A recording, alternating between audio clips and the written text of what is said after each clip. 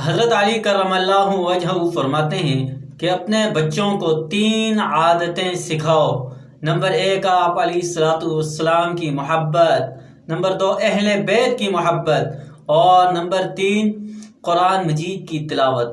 یاد رکھیے یہ محض الفاظ نہیں بلکہ تربیت کا ایک پورا خاکہ ہے۔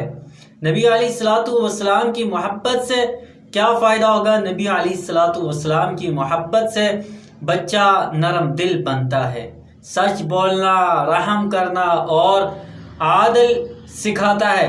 وہ نبی کا ذکر سنتے ہی آنکھوں سے احترام لے آتا ہے، اور یہی محبت اسے کردار کا بادشاہ بنا دیتی ہے۔ اور نمبر 2 اہل بیت کی محبت۔ اہل بیت کی محبت سے وہ وفاداری، قربانی اور صبر سیکھتا ہے۔ امام حسین کی قربانی کا ذکر اس کے دل کو غیرت سکھاتا ہے، حق کے لیے ڈٹ جانا سکھاتا ہے، اور قرآن مجید کی تلاوت وہ تو روشنی ہے، ہدایت ہے۔ روزانہ کچھ آیات بھی پڑھنے والا بچہ دنیا کی تاریکیوں سے بچا رہتا ہے۔ قرآن اس کے ذہن کو صاف اور دل کو نرم رکھتا ہے۔ مگر سوال یہ ہوتا ہے کہ کیا ہم خود ان 3 باتوں پر عمل کرتے ہیں؟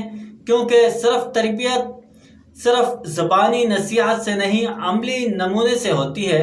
بچوں کو صرف اسکول بھیج دینا کافی نہیں۔ اگر ہم چاہتے ہیں کہ ہمارے بچے نیک، باکردار اور روشن دماغ ہوں تو ہمیں اپنے گھر کو نبی علیہ الصلوۃ والسلام کی محبت سے بھرنا ہوگا، قرآن کو روز کا مہمان بنانا ہوگا، اور اہل بیت کی قربانیوں کو یاد رکھنا ہوگا۔ حضرت علی رضی اللہ تعالیٰ عنہ کے الفاظ قیامت تک کے لیے نصیحت ہیں۔ ہم آج ان پر عمل کریں تو نسلیں سنور سکتی ہیں۔ آئیے آج سے میں اور آپ عہد کریں کہ ہم اپنے بچوں کو صرف اچھا طالب علم نہیں بلکہ اچھا انسان، سچا مسلمان اور بعمل عاشق رسول بنائیں گے، کیونکہ یہی وہ تربیت ہے جو دنیا میں عزت اور آخرت میں نجات کا سبب بنے گی۔